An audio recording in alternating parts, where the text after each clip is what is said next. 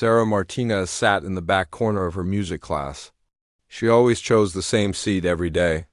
Row 5, seat 8, right by the window. From there, she could see the old oak tree in the schoolyard and watch other students hurry to their next classes. While her teacher, Mr. Johnson, talked about music theory, Sarah's fingers moved on her desk. She pressed imaginary keys and played songs that only she could hear. The other students took notes or whispered to each other. Sarah lived in her own world of silent melodies. Her town was small and gray. Millfield, Ohio had one main street, 2 traffic lights, and a factory where most people worked. The factory made car parts. It had been there for 50 years. Sarah's parents both worked there. So did her uncle, her neighbor, and half the people she knew. Every morning, Sarah walked past the factory on her way to school. She heard the loud machines and saw the workers going inside. The building was old and made of red brick. Smoke came from the tall chimneys. The sound of metal hitting metal echoed through the streets. Sarah lived in a small house with her mother, father, and younger brother. The house was built in 1960. The paint was peeling off the outside walls. The front steps creaked when someone walked on them. But it was home. In the living room sat an old piano. It had belonged to Sarah's grandmother, Elena. Elena had died when Sarah was 12. Before she died, Elena would play the piano every Sunday after dinner. She played old songs from Mexico and simple church hymns. Sarah would sit next to her on the piano bench and watch her grandmother's wrinkled hands move across the keys. After Elena died, nobody played the piano anymore. It sat quiet and dusty. Many of the keys had turned yellow with age. When Sarah pressed some keys, they stuck and made no sound. Other keys made sounds that were too high or too low. But Sarah didn't care. She started teaching herself to play.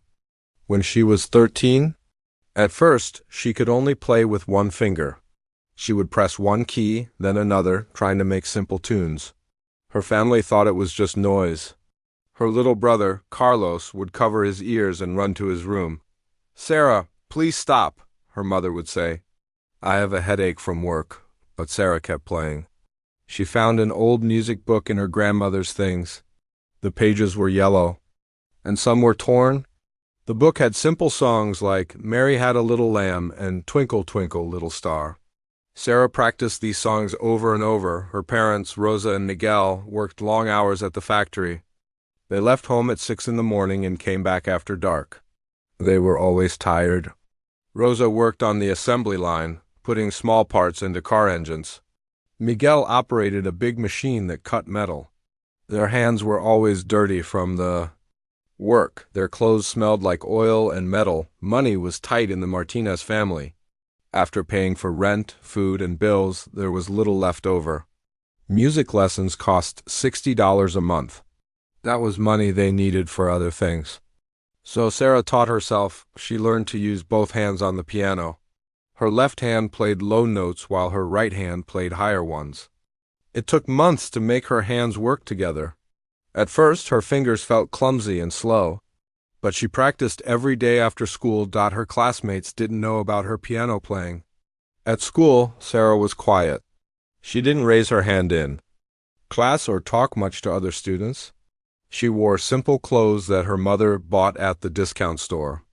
She carried her books in an old backpack that used to belong to Carlos. During lunch, while other students talked and laughed, Sarah sat alone. She ate her sandwich and thought about piano music.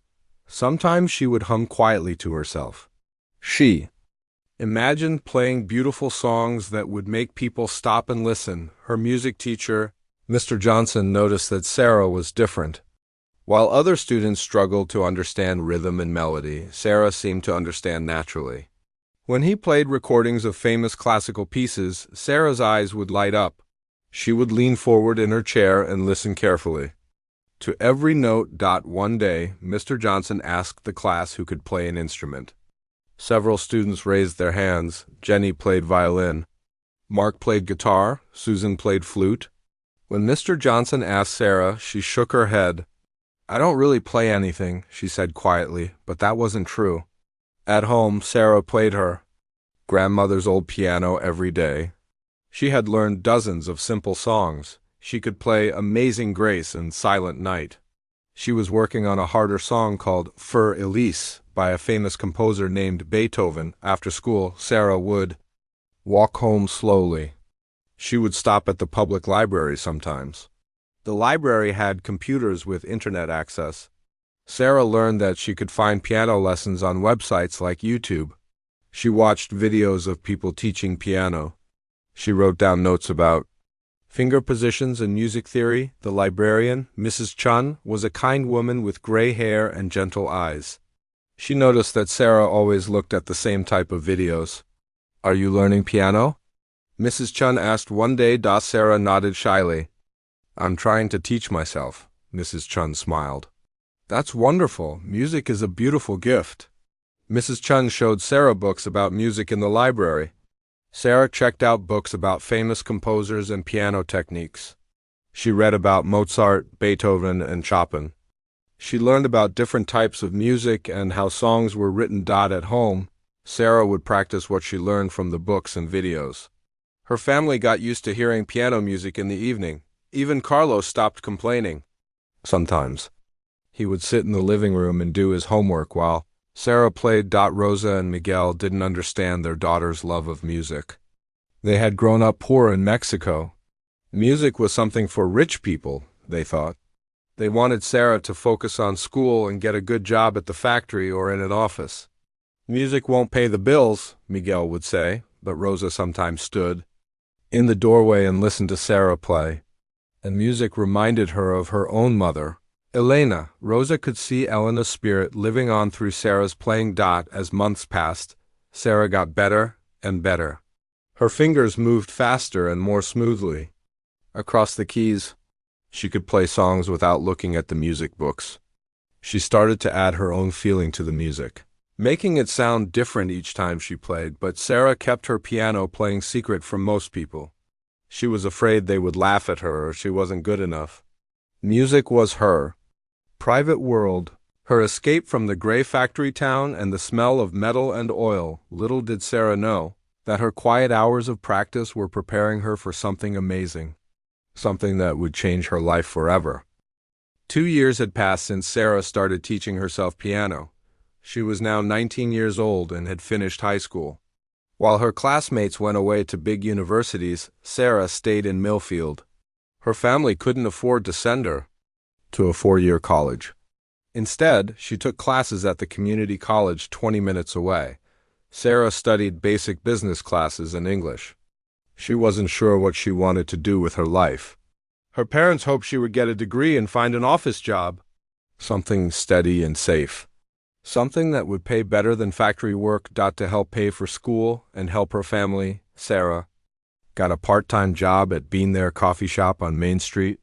It was the only coffee shop in town. The owner, Mrs. Patterson, was a friendly woman in her 50s who had moved to Millfield from California 5 years earlier. The coffee shop was small and cozy. It had 6 tables, old wooden chairs, and local artwork on the walls. In one corner sat an old upright piano that Mrs. Patterson had bought at a garage sale. She thought it would add charm to the shop, but nobody ever played it. It just sat there collecting dust. Sarah worked at the coffee shop 3 days a week after her college classes. She made coffee, served sandwiches, and cleaned tables. The work was simple, but she enjoyed talking to the customers. Millfield was small enough that she knew most of them. Her favorite coworker was Maya Rodriguez. Maya was 22 and had grown up in the next town over. She was studying to become a teacher and worked at the coffee shop to pay for school. Maya was outgoing and friendly. She had curly black hair and always wore colorful earrings. Maya and Sarah became close friends. During slow afternoons, they would talk about their dreams and plans. Maya wanted to teach elementary school children. She loved working with kids and helping them learn new things. One quiet Tuesday evening, Sarah was wiping down tables while Maya counted the money in the cash register. The last customer had left an hour ago. The shop was peaceful and calm. Sarah looked at the old piano in the corner. She had been curious about it for months, but had never asked to play it. "I wonder if that piano works," Sarah said. Maya looked up from the cash register. Mrs. Patterson told me it does. She had someone tune it last year. Why? Do you play? Sarah hesitated. She had never told anyone at work about her piano playing. A little, she said quietly. Really? Maya's eyes lit up. You should try it. Sarah felt nervous. What if she wasn't as good as she thought? What if Maya laughed at her? But Maya kept encouraging her. Come on, Sarah. I'd love to hear you play. Something. Finally, Sarah walked over to the piano. She lifted the lid and looked at the keys. They were white and black, just like her grandmother's piano at home. But these keys looked newer and cleaner. Sarah sat on the small bench. She placed her fingers on the keys and began to play Fur Elise. The sound filled the small coffee shop. The piano had a rich, warm tone that was much better than her grandmother's old instrument. As Sarah played, Maya stopped counting money and listened. Her mouth fell open in surprise. Sarah's fingers moved smoothly across the keys. The melody was beautiful and clear. Sarah played with feeling, making the music come alive. When Sarah finished the song, Maya clapped her hands. Sarah, that was amazing. I had no idea you could play like that. Sarah felt her cheeks turn red. I'm not that good. I taught myself. Are you kidding? You're incredible. How long have you been playing? Sarah told Maya about her grandmother's piano and how she had been teaching herself for 6 years. She explained about the YouTube videos and library books. Maya listened with wide eyes. You have real talent, Maya said. Have you ever thought about performing somewhere? Sarah shook her head. Oh no, I couldn't do that. I just play for myself. But Maya had an idea. What if you played here at the coffee shop? Mrs. Patterson is always looking for ways to bring in more customers. Live music would be perfect. Sarah felt scared at the thought of playing in front of strangers. I don't think I'm good enough for that. Trust me, you are, Maya said firmly, the next day. Maya talked to Mrs. Patterson about Sarah's piano playing. Mrs. Patterson was excited about the idea. She asked Sarah to play something during her next shift. That Friday evening, Sarah nervously sat at the piano while a few customers sat at nearby tables. Her hands shook as she began to play Amazing Grace. But as the music flowed, she began to relax. The customers stopped talking and listened. When she finished, they clapped and smiled. That was lovely, dear, said Mrs. Murphy, an elderly woman who came to the coffee shop every day. From that day on, Sarah played piano at the coffee shop twice a week. Word spread around town about the young woman who played beautiful music. More customers started coming on the nights when Sarah performed. Mrs. Patterson was so happy that she gave Sarah a small raise. Sarah discovered that she loved performing for people. When she played, she could see how the music affected them. Some people smiled and tapped their feet. Others closed their eyes and listened peacefully. A few times, Sarah saw tears in people's eyes when she played sad, beautiful songs. Maya became Sarah's biggest supporter. She would sit at a nearby table and watch Sarah play, always clapping loudly when each song ended. Maya often told Sarah that she had a special gift. You should enter some kind of competition, Maya said one evening as they cleaned up after Sarah's performance. I'm not good enough for competitions, Sarah replied. Those are for people who went to music school. Talent is talent, Maya said. It doesn't matter where you learned. Maya started looking online for music competitions and talent shows. She found several that were open to amateur performers. But Sarah was too scared to apply for any of them. Months passed. Sarah continued playing at the coffee shop and taking community college classes. Her piano playing got better and better. She learned new songs and even started writing some simple melodies of her own. One cold Tuesday in November, Maya was hanging up new flyers on the coffee shop's bulletin board. Local businesses often put up advertisements for services or events. Maya was arranging flyers for a plumber, a dog groomer, and a yard sale when she saw something that made her heart race. It was a bright yellow flyer with bold letters that said National Talent Search. Below that, it explained that a famous television talent competition was holding auditions in Cleveland, Ohio. They were looking for singers, dancers, musicians, and other performers. The auditions were open to anyone over 18 years old. Maya grabbed the flyer and read it carefully. The auditions were in 2 weeks. Performers had to fill out an application online and bring their own music or instruments. Winners could advance to be on television and compete for a cash prize. Maya's hands shook with excitement. This was perfect for Sarah. Cleveland was only 2 hours away from Millfield. Sarah was definitely talented enough to try out. When Sarah arrived for her shift that evening, Maya practically bounced with excitement. "Sarah, you have to see this." Maya waved the yellow flyer in the air. Sarah read the flyer with growing nervousness. A national talent competition? On television? It seemed impossible. "Maya, I can't do something like this." "This is for real performers." "You are a real performer," Maya insisted. "You play here twice a week and everyone loves it." "You have to at least try?" Sarah shook her head. "I'd be too nervous. And what would I play? I only know simple songs." But Maya wouldn't give up. For the rest of the evening, she talked about how Sarah should enter the competition. She pointed out all the reasons why Sarah would be great. "Think about it," Maya said as they locked up the coffee shop that night. "What's the worst that could happen? They say no? So what? At least you would have tried." Sarah walked home slowly that night. She thought about Maya's words. She thought about her grandmother Elena and how proud she would be.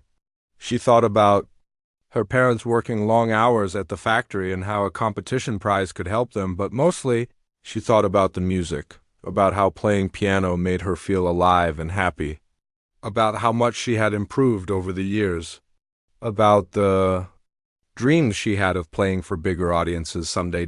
When Sarah got home, her family was asleep. She sat at her grandmother's old piano and played quietly. The yellow keys and stuck notes reminded her of how far she had come.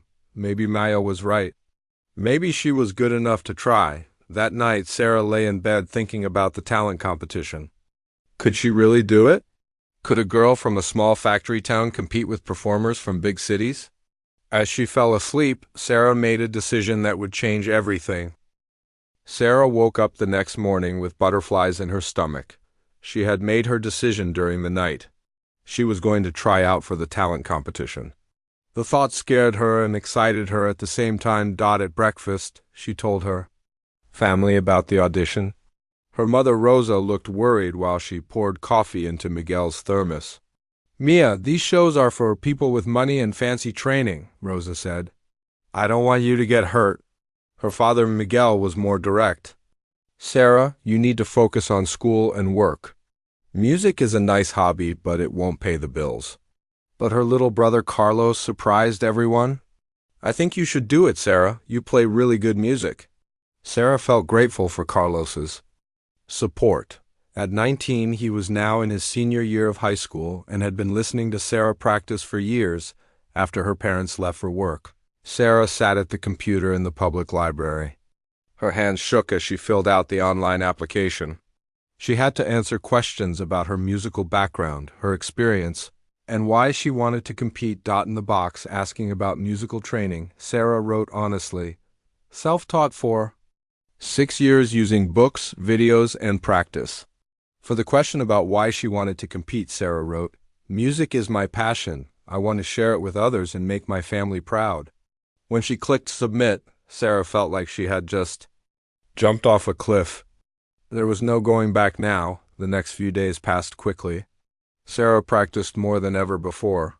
She chose 3 songs to prepare for the audition: Für Elise by Beethoven, Clair de Lune by Debussy, and The Entertainer by Scott Joplin. These were the hardest pieces she knew how to play well. Maya helped Sarah research the competition online. They watched videos of previous year's auditions. Some performers were incredibly talented. Others were just okay. Sarah felt both encouraged and nervous watching them. "See?" Maya pointed at the computer screen. "Some of these people aren't any better than you. And some of them probably had expensive lessons their whole lives. You learned everything on your own. That makes you special." Sarah's biggest worry was what to wear. She owned one nice dress that she had worn to her high school graduation. It was simple and black. Maya helped her pick out shoes and borrowed some jewelry from her sister. You don't need fancy clothes, Maya assured her. Your talent will speak for itself. A week before the audition, Sarah received an email confirming her audition time. She was scheduled for Saturday at 2:30 p.m. in Cleveland.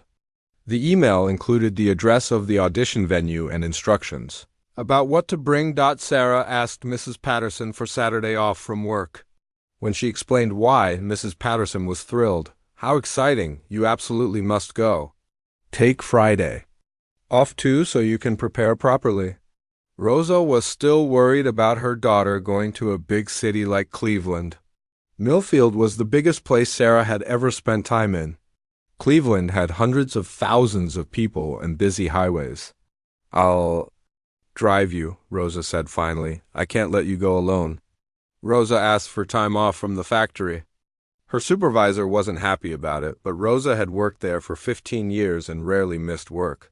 She was allowed to take one personal day. The night before leaving for Cleveland, Sarah couldn't sleep. She lay in bed thinking about all the things that could go wrong. What if her car broke down? What if she forgot how to play her songs? What if the judges were mean to her? She got up and went to her grandmother's piano. In the dark living room, she played softly so she wouldn't wake anyone. The familiar keys comforted her. This piano had been her teacher and her friend for 6 years. Sarah thought about her grandmother Elena. Elena had grown up very poor in Mexico.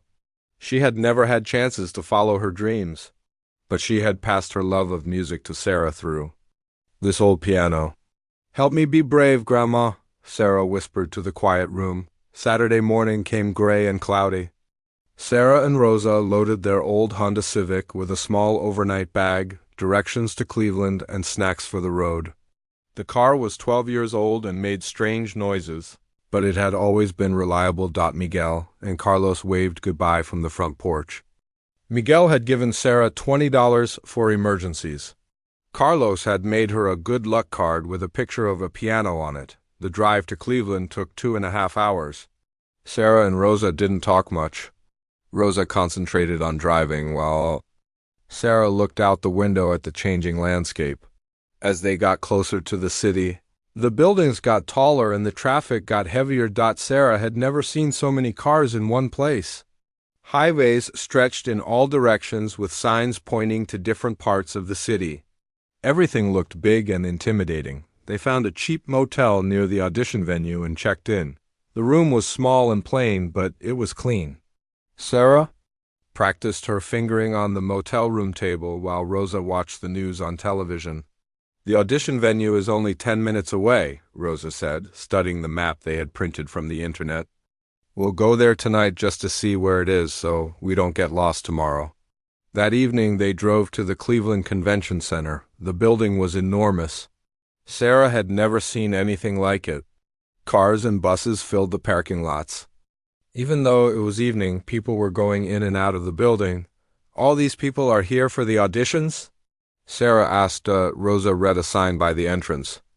It says auditions start at 8 a.m. and go until 6 p.m. There must be hundreds of people trying out. Sarah felt a wave of panic. Hundreds of people? She had imagined maybe 20 or 30 other performers. How could she compete against so many people? They went back to the motel and tried to eat dinner at a nearby restaurant, but Sarah was too nervous to eat much. Her stomach felt like it was full of jumping grasshoppers. Try to eat something, Mia, Rosa encouraged. You need energy for tomorrow. Sarah managed a few bites of chicken and some bread. Mostly she just pushed food around on her plate and watched other families eating and talking normally. She wondered if any of them were also preparing for auditions. Back at the motel, Sarah tried to practice on the table again. But her hands felt stiff and awkward. Nothing felt right. What if she had forgotten how to play? What if her nerves made her fingers freeze up?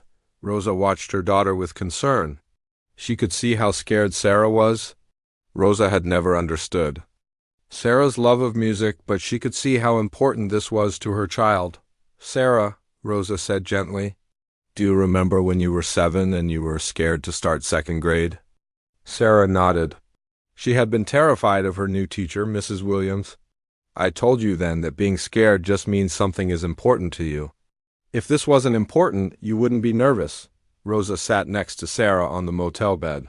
You have been playing piano every day for 6 years. You know those songs better than you know your own name.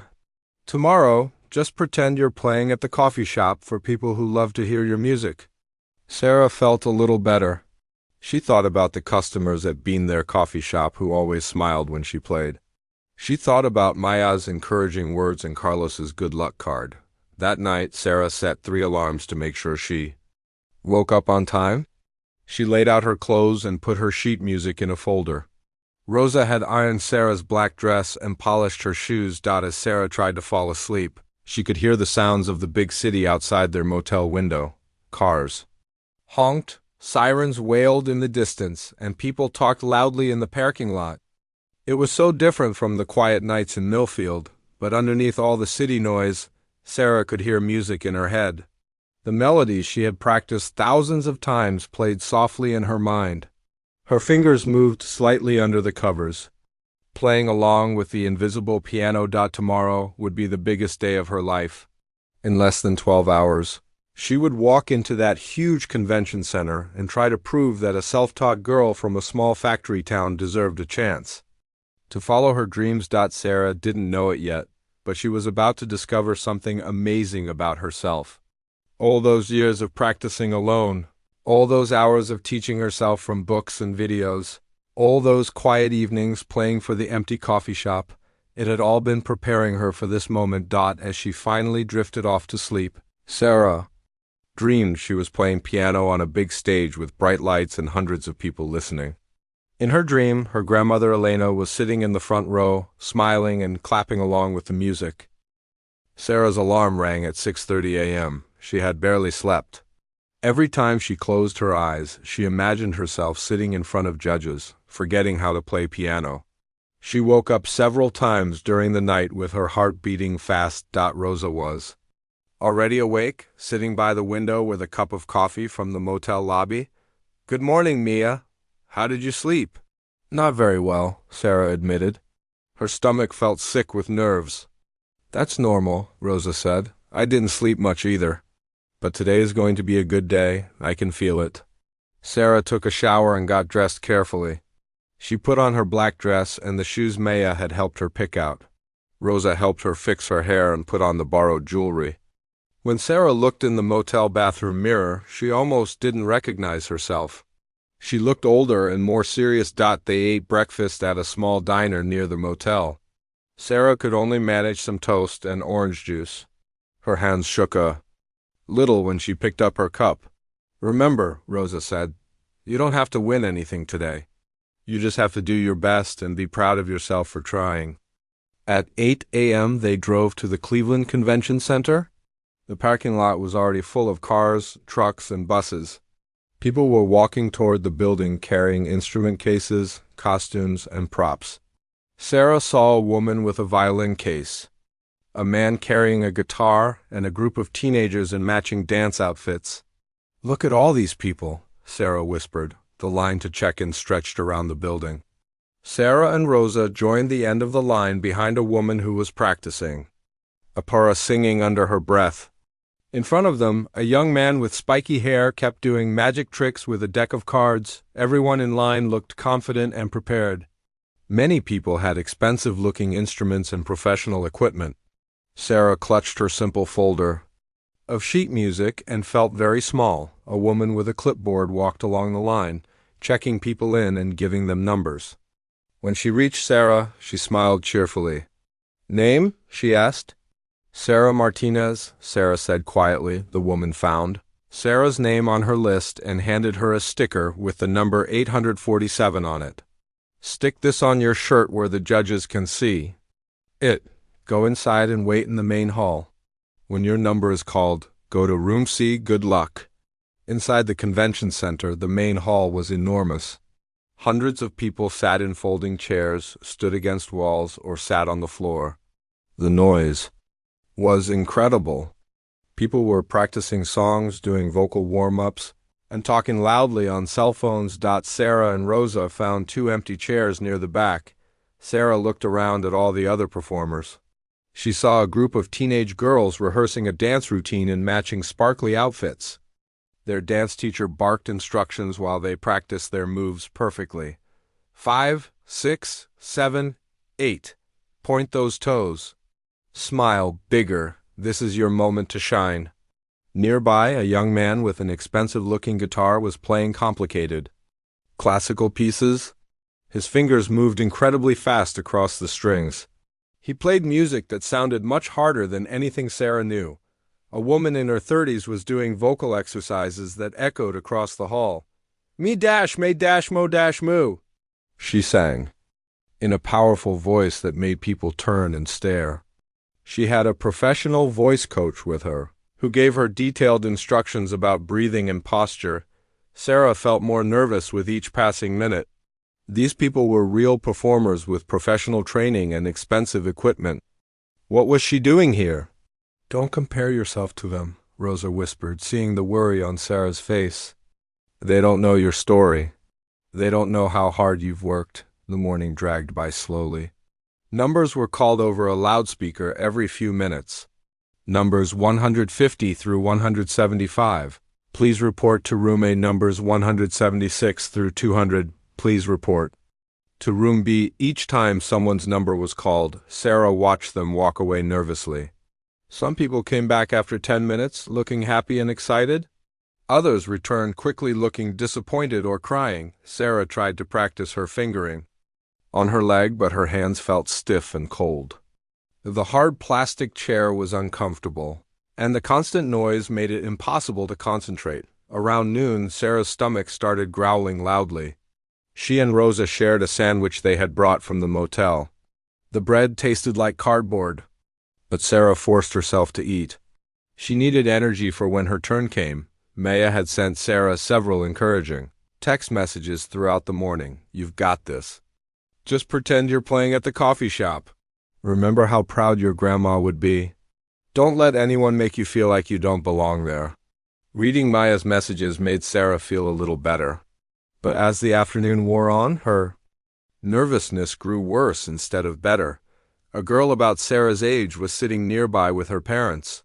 She had a violin case and was dressed in an expensive-looking concert dress.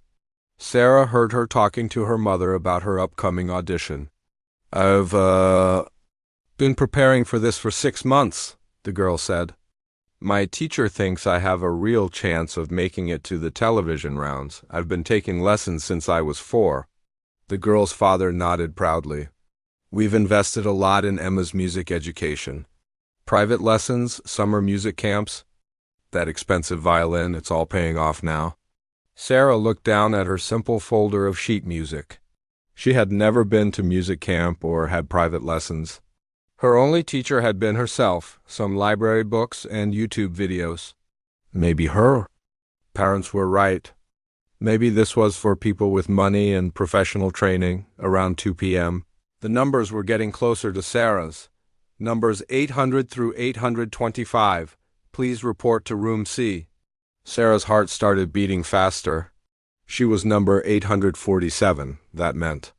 She would be called soon. A production assistant walked through the waiting area with a clipboard. She was a young woman with a headset and a friendly smile.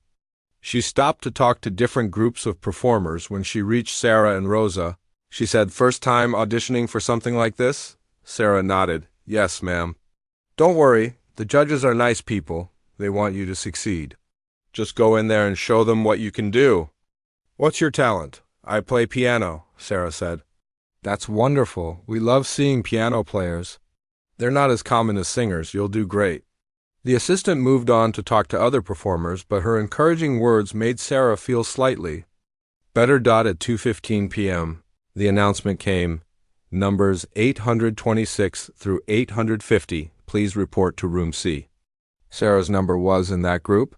This was it. Rosa squeezed Sarah's hand. "You're ready for this, Mia. I love you no matter what happens." Sarah stood up on shaky legs. Her folder of sheet music felt heavy in her hands. She walked with the other performers toward room C, feeling like she was walking toward her destiny. In the hallway outside the audition room, about 25 performers waited in line. Sarah could hear piano music coming from inside the room. Someone was playing a very difficult classical piece with incredible skill. The person in front of Sarah was a middle-aged man with a saxophone. He was dressed in a nice suit and looked calm and confident. Behind Sarah was a teenage boy who kept practicing magic tricks with coins. "I've been playing sax for 20 years, the man told Sarah. "I play in a jazz band back home in Chicago." "What about you?" "I play piano," Sarah said quietly. "Professional training?" he asked. Sarah shook her head. "Self-taught."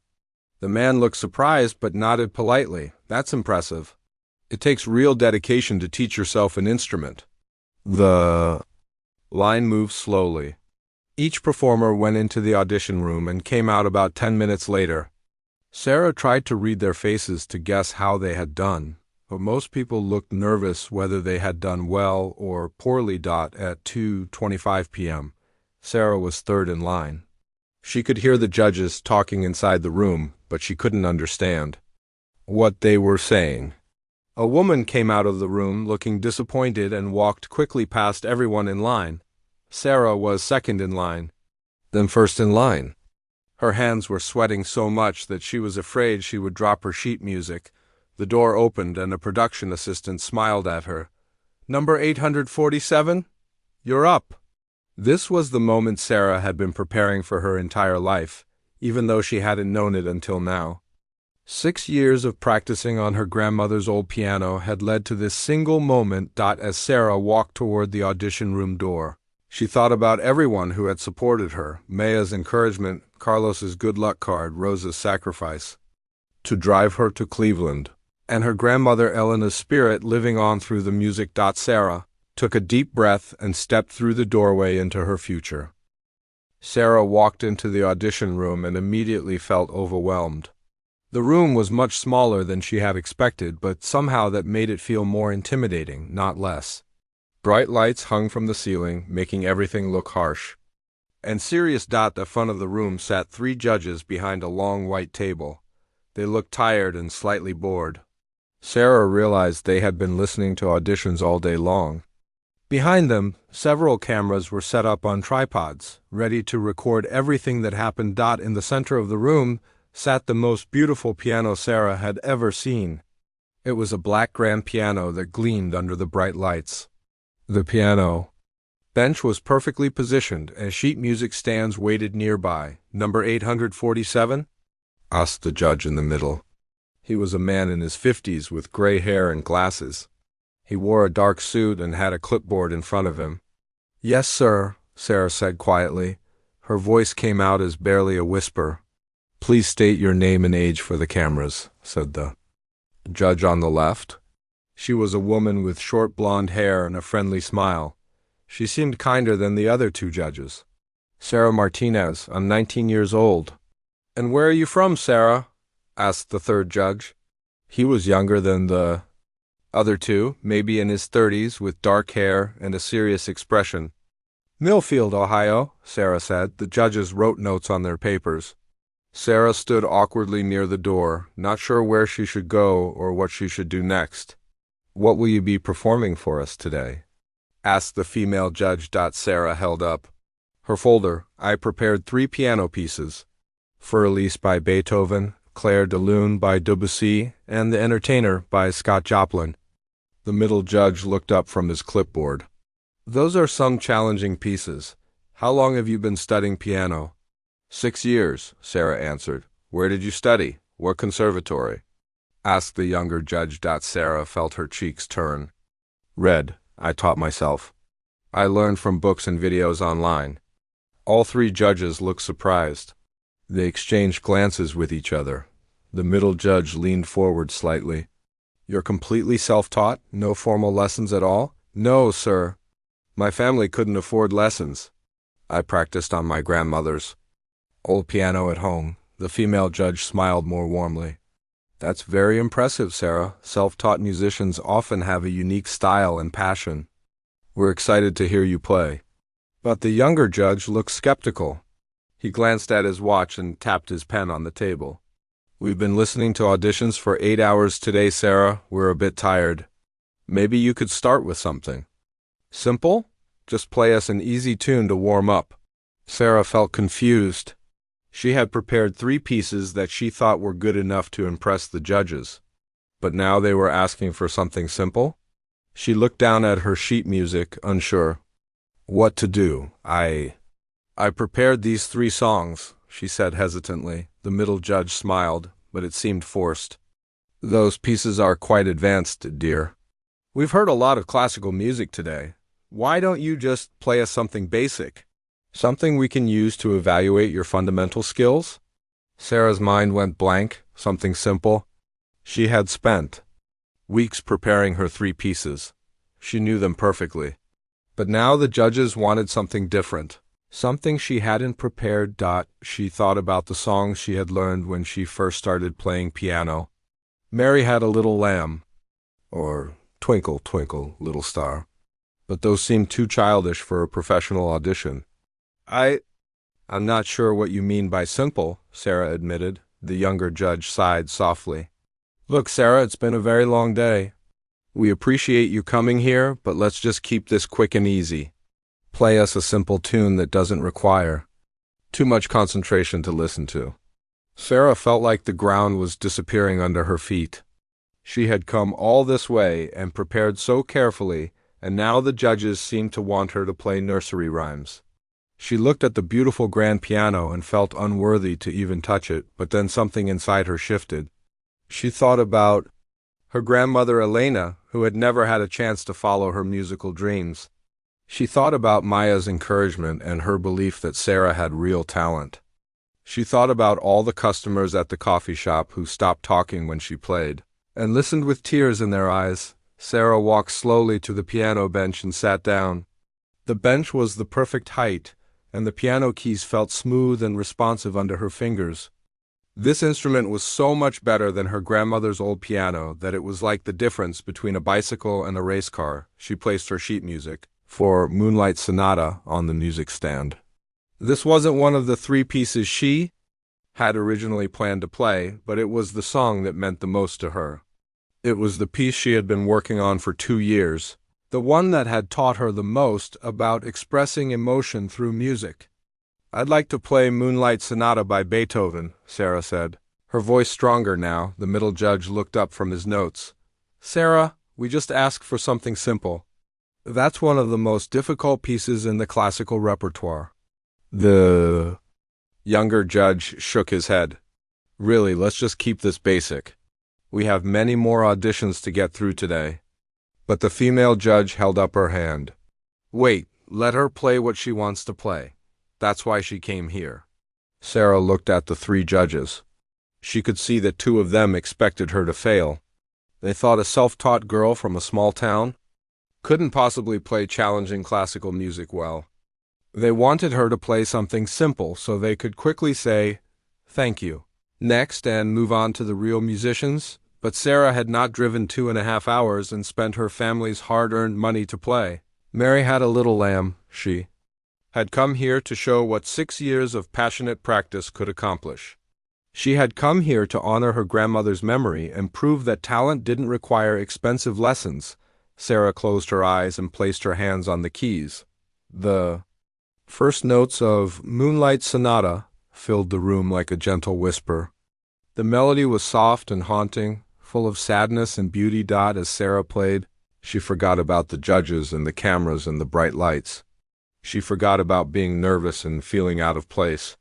She thought about all the quiet evenings she had spent practicing this piece, working through each difficult passage until her fingers knew exactly where to go. The music flowed through her like water. Her left hand played the steady, rolling accompaniment while her right hand sang the beautiful melody on top. She had played this piece hundreds of times, but it had never sounded as good as it did on this magnificent piano. Sarah played with all the emotion she had learned to put into the music. She thought about her grandmother Elena and the dreams she never got to pursue. She thought about her parents working long hours at the factory to give their children better opportunities.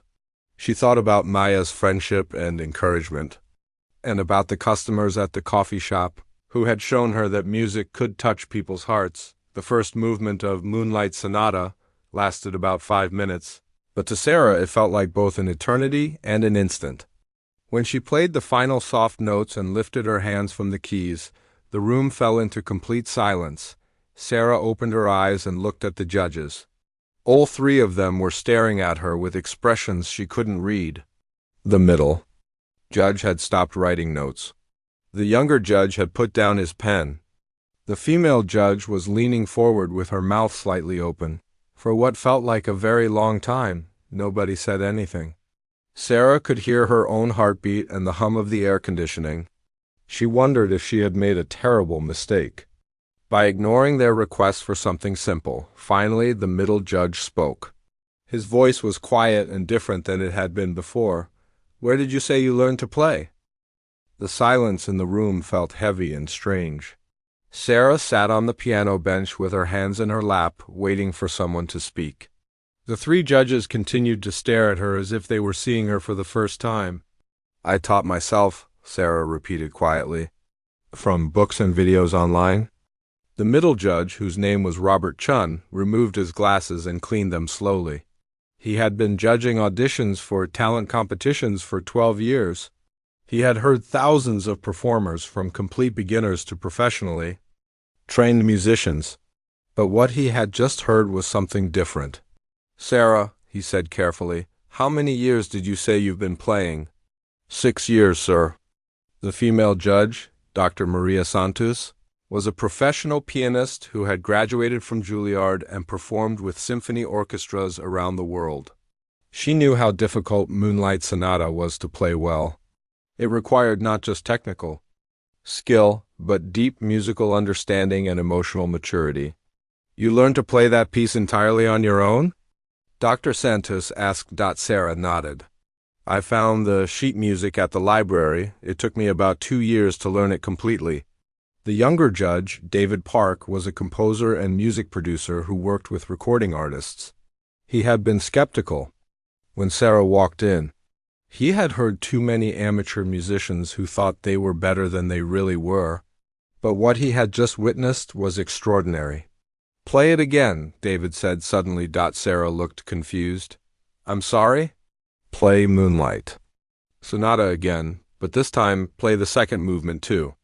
Dr. Santos turned to look at David. The second movement of Moonlight Sonata was much faster and more technically challenging than the first movement. It required advanced fingerwork and precise timing. "David," she said quietly, "that might be too difficult." But Sarah was already placing her hands back on the keys. "I know the second movement too," she said simply. What happened next was even more amazing than the first performance. Sarah played the second movement with incredible skill and confidence. Her fingers flew across the keys in rapid passages that would challenge even conservatory students. The music was bright and energetic, completely different from the gentle sadness of the first movement, but it wasn't just Sarah's technical ability that impressed the judges. It was the way she understood the music. She played with feeling and intelligence, making musical choices that showed she truly comprehended what Beethoven had written. She varied the volume and speed in all the right places. She emphasized certain notes to bring out the melody. She played like someone who had studied music for decades, not someone who had taught herself from library books. As Sarah played, Robert Chun found himself leaning forward in his chair. In his 12 years of judging, he had rarely heard anything like this. Self-taught musicians usually had gaps in their knowledge and technique. They might play the right notes, but they often missed the deeper musical meaning. Sarah was different. She played with both technical precision and emotional depth. Her interpretation of the piece was mature and thoughtful.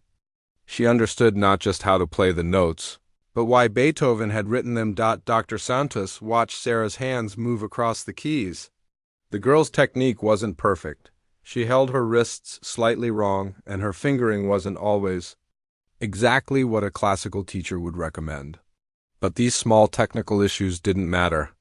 Sarah made the piano sing. She brought the music to life in a way that many professionally trained students never achieved. David Park pulled out his phone and started recording. This was the kind of raw talent that record labels dreamed of finding. Sarah had something that couldn't be taught in music schools. a natural musical instinct and the ability to connect emotionally with an audience. When Sarah finished the second movement, she looked up at the judges expectantly. But instead of the tired, slightly bored expressions she had seen earlier, all three judges were now fully alert and engaged. That was ... Kwabor Chun started to speak, then stopped. He looked at his fellow judges, then back at Sarah. That was extraordinary. Dr. Santos was shaking her head in amazement. I've heard students from the best music schools in the country. Who couldn't play that piece with your level of musical understanding? How is this possible? Sarah didn't know how to answer. She had never thought about her playing being extraordinary. To her, it was just something she did because she loved it. I practice every day, she said simply. And I listen to a lot of recordings of great pianists to learn how they interpret the music. What recordings do you listen to? Dr. Santos asked. Mostly classical music. I love Vladimir Horowitz and Arthur Rubinstein. I found their recordings at the library and online. I study how they phrase the music and try to understand why they make certain choices. The three judges exchanged looks of astonishment. Sarah was describing the same kind of musical study that graduate students did at conservatories. But she was doing it entirely on her own, driven by nothing but passion and curiosity. Sarah, David said, do you know any other pieces? Yes, sir, I know about 20 pieces pretty well.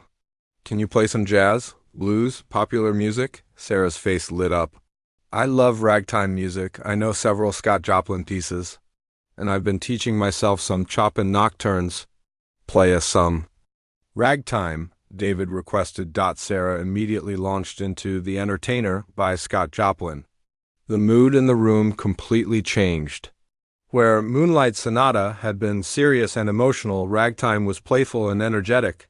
Sarah's fingers bounced across the keys with joy and rhythm. She played with a big smile on her face, clearly having fun with the music. The judges found themselves tapping their feet and smiling along with the music. Sarah's joy was infectious.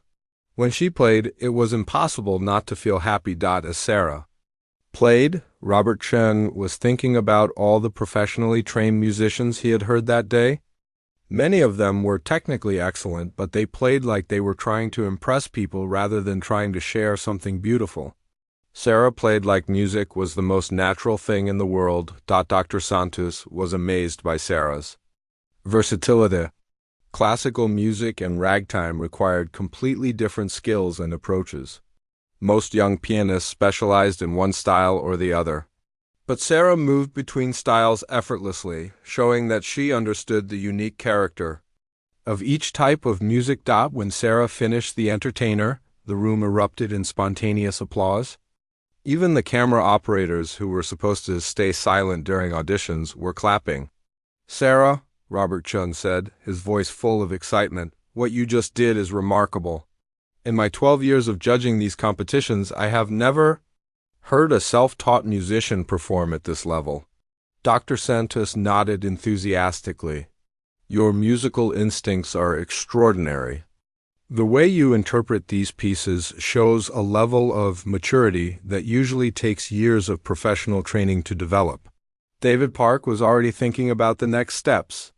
Sarah, what are your plans? Are you in school? Do you have a job? I work part-time at a coffee shop and take classes at community college, Sarah said. Would you be interested in working with a professional piano teacher? Dr. Santos asked. Because with proper training, you could have a real career in music. Sarah felt dizzy with excitement and disbelief. Were the judges really saying what she thought they were saying? Were they actually impressed with her playing? You mean, I did well? She asked uncertainly. All three judges laughed, but it was kind laughter, not mocking. Sarah, Robert Chun said, you didn't just do well, you blew us away. We want to fast track you to the live performance rounds.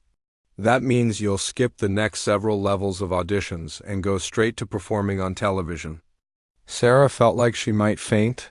Television? This morning she had been hoping just to get through her audition without embarrassing herself. But first, Dr. Santos said, we want to arrange for you to work with a professional coach. We have connections with some of the best piano teachers in the country. They can help you refine your technique while preserving your natural musical instincts. David pulled out a business card. I also want to introduce you to some people in the recording industry.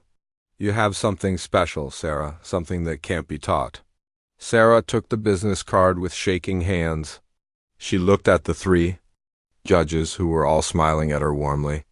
These people who had seemed tired and uninterested when she walked in were now treating her like she was someone special. "Thank you," she whispered. "Thank you so much." As Sarah gathered her sheet music and prepared to leave the audition room, she realized that her life had just changed forever. The scared girl who had walked into this room 20 minutes ago was walking out as a recognized talent with real opportunities ahead of her. But the most amazing part wasn't the judges' reaction or the promises of professional help.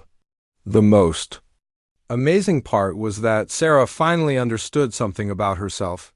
She really was good at this. All those years of practicing alone, wondering if she had any real talent, were over. She now knew for certain that her dreams were possible. Sarah walked out of the audition room in a daze. Her legs felt weak and unsteady. The hallway seemed to spin around her as she tried to process what had just happened.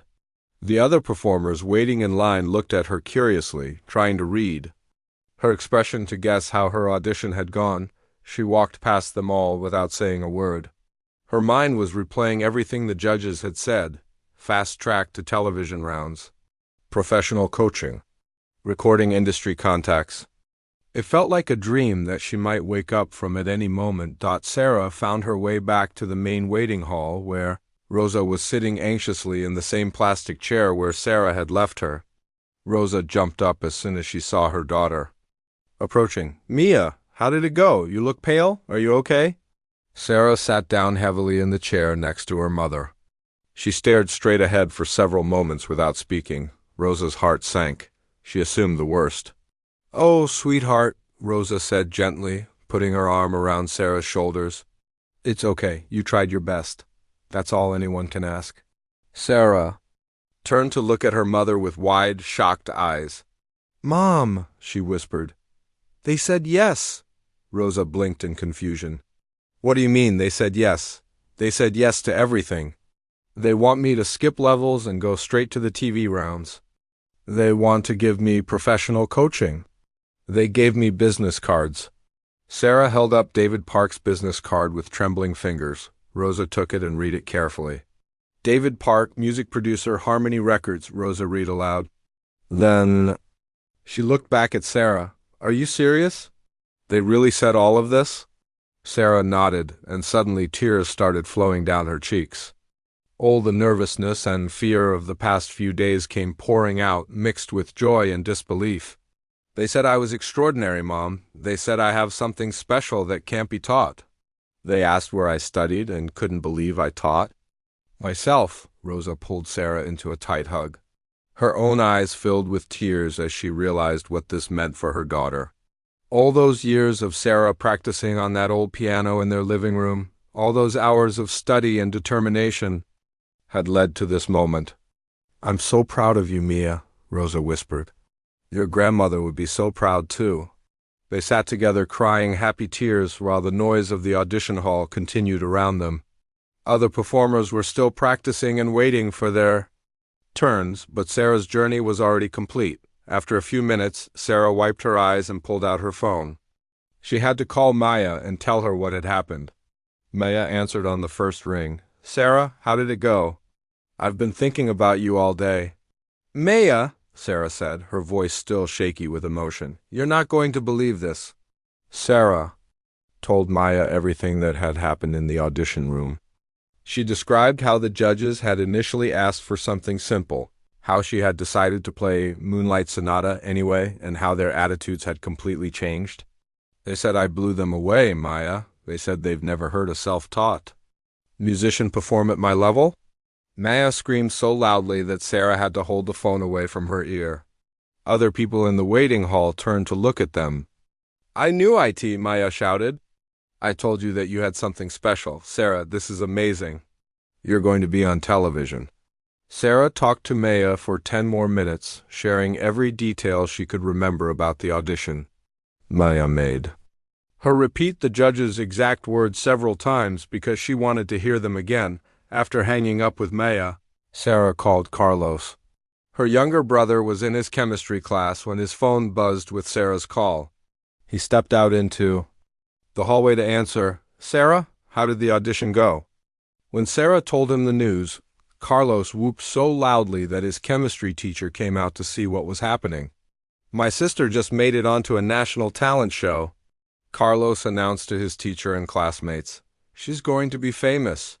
Finally, Sarah knew she had to call her father at the factory. Miguel was on his lunch break when his phone rang. He was sitting in the factory break room eating a sandwich that Rosa had packed for him that morning. "Sarah, is everything okay? How was the audition?" Miguel listened quietly as Sarah explained what had happened. He didn't say much, but Sarah could hear his breathing change. When she finished talking, there was a long pause. "Dad? Are you there?" "I'm here, Mia," Miguel said, and Sarah could hear that his voice was thick with emotion. I'm sorry I didn't believe in your music before. I was wrong." "Dad, you don't have to apologize. No, Sarah, I do. I thought music was just a hobby. I was worried about you getting hurt. But you proved that dreams can come true if you work hard enough for them." Miguel had to stop talking for a moment to compose himself. His coworkers in the break room were looking at him curiously, wondering why their tough supervisor was getting emotional over a phone call. "I'm proud of you, Sarah, more proud than I can say." After talking to her family, Sarah and Rosa decided to drive home that same day instead of staying overnight at the motel. Both of them were too excited to sit still, and Sarah wanted to get back to Millfield to share the news with everyone who had supported her. The drive home passed quickly. Sarah and Rosa talked nonstop about what this opportunity might mean. Rosa asked practical questions about when the television rounds would happen, and whether Sarah would need to take time off work and school. "The judges said someone from the show will call me next week with details," Sarah explained. "They said I'll need to prepare several songs for the TV auditions." As they drove through the familiar countryside approaching Millfield, Sarah felt like she was seeing everything with new eyes. The same farms and small towns that had always looked boring and ordinary now seemed special and precious. This was where her journey had started. This was where she had learned to believe in herself. When they pulled into their driveway, Carlos came running out of the house before they had even turned off the car. Miguel was right behind him, still wearing his factory uniform. "There's our star," Carlos shouted, grabbing Sarah in a bear hug. Miguel hugged Sarah tightly and whispered in her ear, "I'm sorry I ever doubted you, Mia." That evening, the Martinez family had a celebration dinner. Rosa cooked Sarah's favorite meal, chicken enchiladas with rice and beans. They called Sarah's aunts and uncles to share the news. They called her high school music teacher, Mr. Johnson, who was thrilled but not surprised. "I always knew Sarah had something special," Mr. Johnson told Rosa over the phone. She understood music in a way that most students never do. As the evening went on, neighbors started stopping by the house. Word had spread through Millfield that one of their own had made it onto a national talent show. Mrs. Murphy from the coffee shop came by with a congratulations card. Sarah's former classmates sent messages on social media, but the most special visitor was Mrs. Patterson from Bean There Coffee Shop. She arrived carrying a bouquet of flowers and wearing a huge smile. "Sarah, dear," she said, "I always knew that old piano in my shop was just waiting for the right person to play it. You've made all of us so proud." Mrs. Patterson offered to let Sarah practice on the coffee shop piano whenever she needed to prepare for the television rounds. "It's got a better sound than most home pianos," she said, "and I think you'll feel comfortable there." That night, Sarah sat at her grandmother's old piano and played Moonlight Sonata one more time. The yellow keys and occasional stuck notes sounded different now. Not worse, just different. This piano had been her teacher and her friend for 6 years. It had given her everything it could. As she played, Sarah thought about how much her life had changed in just one day. This morning she had been a scared girl from a small town hoping not to embarrass herself. Tonight, she was someone with real opportunities and a genuine chance to make her dreams come true. But the most important change wasn't the judge's approval or the promise of television appearances. The most important change was inside Sarah herself. For the first time in her life, she truly believed in her own talent. She knew she belonged on that stage, playing that beautiful piano, sharing her music with the world. Sarah played until late into the night, preparing for whatever came next. She was ready for the challenge. She was ready to show the world what a self-taught girl from Millfield, Ohio could do. 3 weeks after the audition, Sarah's life had become completely different. The phone call from the television show came exactly when the judges had promised. A cheerful production coordinator named Jessica explained that Sarah would be flown to Los Angeles for the live television rounds in 6 weeks. "We'll arrange everything," Jessica had said. "Flights, hotel, meals. All you need to do is practice and be ready to perform for a live audience of thousands and millions watching at home." Sarah had barely hung up the phone when it rang again.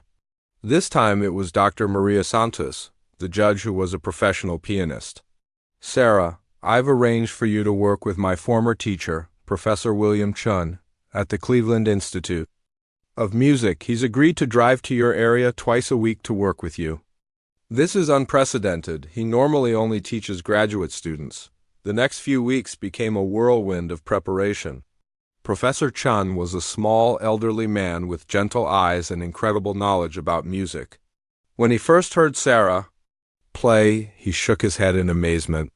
"In 40 years of teaching, I have never encountered natural talent like this," he told Rosa after Sarah's first lesson. "She has instincts that take most students years to develop." Professor Chun worked with Sarah on refining her technique while being careful not to change the natural musicality that made her special. He helped her correct small problems with her hand position and taught her more advanced ways to interpret the music. "Your grandmother's piano taught you well," he told Sarah with a smile. "But now we must teach you to use your gifts on the finest instruments in the world." Meanwhile, David Park from Harmony Records had been true to his word. He arranged for Sarah to visit a professional recording studio in Cleveland. When Sarah walked into the studio and saw the beautiful grand piano waiting for her, she felt like she was in a dream. "Play anything you want," David had said. "I just want to record your natural sound." Sarah played Clair de Lune by Debussy, one of her favorite pieces. When she finished, the sound engineer and studio musicians who had been working on other projects stopped what they were doing and applauded. "That was beautiful," said a violinist who was recording with a chamber music group. "Are you a professional concert pianist?" "Not yet," David answered for Sarah with a grin. "But she will be." At Bean There Coffee Shop, Sarah had become a local celebrity. Mrs. Patterson put up a banner that read, "Congratulations to our own Sarah Martinez, soon to be on national TV." Customers came specifically on the nights when Sarah played, hoping to see the girl who was going to be famous. Maya had appointed herself as Sarah's unofficial manager. She helped Sarah choose outfits for the television show and practiced interview questions with her. "Remember," Maya coached, "when they ask about your background, don't be shy about telling your story. People need to know that you taught yourself everything." Sarah's family struggled to adjust to all the attention. Reporters from the local newspaper and even a small television station came to interview Sarah. Miguel, who had always been a private person, found it strange to have strangers asking about his daughter, but he was learning to be proud in a new way. At the factory, his coworkers now called him the father of the piano star. Miguel had started carrying around newspaper clippings about Sarah in his wallet, ready to show them to anyone who would listen. Rosa quit her job at the factory to help manage Sarah's schedule and drive her to lessons and appointments. For the first time in 20 years, Rosa wasn't working double shifts. Instead, she was watching her daughter chase her dreams. "I wish Elena could see this," Rosa often said, looking at her mother's old piano. She always said Sarah had music in her soul. Carlos had become Sarah's biggest promoter at school. He organized a viewing party for Sarah's television appearance and sold tickets to raise money for the school's music program. "My sister is going to inspire other kids to follow their dreams," he announced, 2 weeks before leaving for Los Angeles. Sarah gave a farewell concert at the high school auditorium. The entire town seemed to be there. Mr. Johnson introduced her with tears in his eyes. 5 years ago, Sarah Martinez sat quietly in the back of my music class, he said. She never spoke up or volunteered to perform, but she was always listening, always learning. Tonight, she's going to show us what quiet determination can accomplish. Sarah played 3 pieces that night: Moonlight Sonata, The Entertainer, and a beautiful Chopin nocturne that Professor Chun had helped her perfect. When she finished, the entire auditorium rose in a standing ovation that lasted 5 minutes. But the most meaningful moment came when Mrs. Chun, the elderly librarian, who had first encouraged Sarah's musical studies, came onto the stage and handed Sarah a bouquet of flowers. "This is from all of us who believed in you before anyone else knew your name," Mrs. Chun said into the microphone. "You represent the best of what our community can produce." The flight to Los Angeles was Sarah's first time on an airplane. Rosa came with her, and both of them pressed their faces to the window as they flew over mountains and deserts they had only seen in pictures. The hotel in Los Angeles was fancier than anything either of them had ever experienced. Their room had a view of the city and a bathroom bigger than Carlos's bedroom back home. "Mia," Rosa whispered as they looked out at the lights of Los Angeles, "we're a long way from Millfield." The day of the television taping, Sarah was more nervous than she had ever been in her life. The theater where they filmed the show held 3,000 people. Backstage, she met the other contestants who had advanced to this round. There was an opera singer from New York who had trained at the Metropolitan Opera, a rock guitarist from Nashville who had been playing in bands for 15 years, a jazz vocalist from New Orleans who had performed with famous musicians. Sarah felt very small compared to these experienced performers, but when her turn came to perform, something magical happened. Sarah walked onto the stage and saw the most beautiful piano she had ever encountered, a concert grand that gleamed under the bright television lights. As she sat on the bench and placed her hands on the keys, Sarah thought about everyone who had helped her reach this moment. Professor Chun's patient teaching, Maya's unwavering belief, her family's support, her grandmother Elena's spirit living on through the music. Sarah began to play Rhapsody in Blue by George Gershwin, a piece she had learned specifically for this performance. It combined classical technique with jazz influences, showing off both sides of her musical abilities. From the first notes, the audience was completely quiet. Sarah's performance was flawless, but more than that, it was deeply moving. She played with such passion and joy that people in the audience began to cry. When she reached the famous piano solo in the middle of the piece, the audience spontaneously burst into applause, something that rarely happened during a performance. When Sarah finished, the entire theater erupted. The audience jumped to their feet, clapping and cheering. The judges had huge smiles on their faces. Even the other contestants backstage were applauding, but the moment that meant the most to Sarah was seeing her mother in the front row, crying with pride and joy. Sarah didn't win the competition that night, but she didn't need to. By the time the show aired on television, record labels were calling with contract offers. Music schools were offering her full scholarships. Concert halls were inviting her to perform. More importantly, Sarah had proven something to herself and to the world. Talent could come from anywhere. Dreams could come true for anyone willing to work hard enough for them. A self-taught girl from a small factory town could stand on the same stage as professionally trained musicians and hold her own. 6 months later, Sarah was studying at the Cleveland Institute of Music on a full scholarship, working toward her dream of becoming a professional concert pianist. But she never forgot where she came from. Every weekend, Sarah drove back to Millfield to visit her family and play at Bean, their coffee shop. Mrs. Patterson had framed a picture of Sarah from the television show and hung it next to the piano. Local children now took piano lessons. Inspired by Sarah's story, Sarah also started a music program for kids who couldn't afford lessons. She taught them the same way she had learned, with patience, determination, and love for the music. She used her grandmother's old piano, which her family had donated to the community center.